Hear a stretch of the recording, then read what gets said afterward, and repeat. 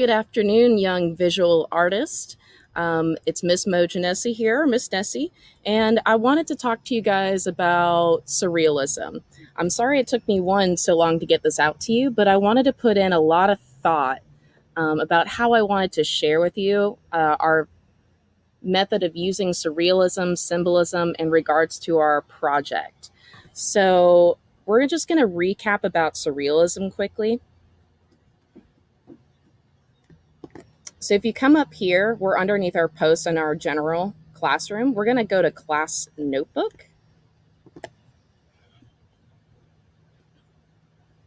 And let's talk about surrealism, right? So surrealism reunites the realms of dreams and fantasies and links them to everyday rational world to create an absolute reality of surreality. And that's by Andrew Britton. So what does that mean? So symbolism is the use of symbols, right? Um, every symbol signifies an idea and its qualities that provide meaning.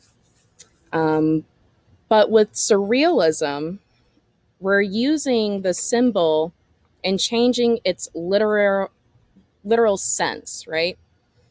And that's exemplified a lot in surrealist artists and movements, right? So again, it's founded by the poet Andrew Breton. It's an inward movement beginning in Paris in 1920. It's a response to post World War One period, right? That period slowed reconstruction of major France cities. It was the height of the French colonial empire, and it was the rise of fascism across Europe as people started to become kind of desperate. So I'm going to come back over here and let's talk about what is it? What is it? What is surrealism? Does it have bounds or any kind of boundaries? And I think it's important to note that what it is surrealism is not just an artist movement, but it's a literary movement and it's just a cultural movement in general. So it proposed that the Enlightenment period of art, the influential century movement that championed reason and individualism, that was in the 17th and 18th century, had suppressed qualities of irrational unconsciousness, right? So this is like an example of the Enlightenment period. So surrealism had that desire to break free of reason. It led to the question of more basic foundations of art production. And that idea is that the product of a single artist's creative imagination, right?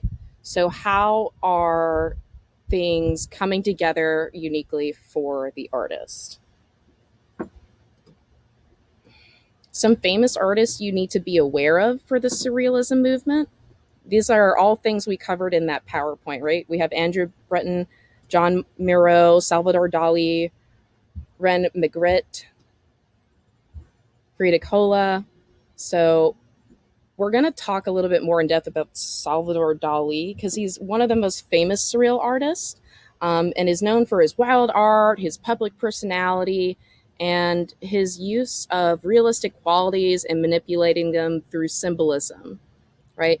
That suggests his subconscious and what he's thinking or what he experienced throughout his life. All right, so stay tuned.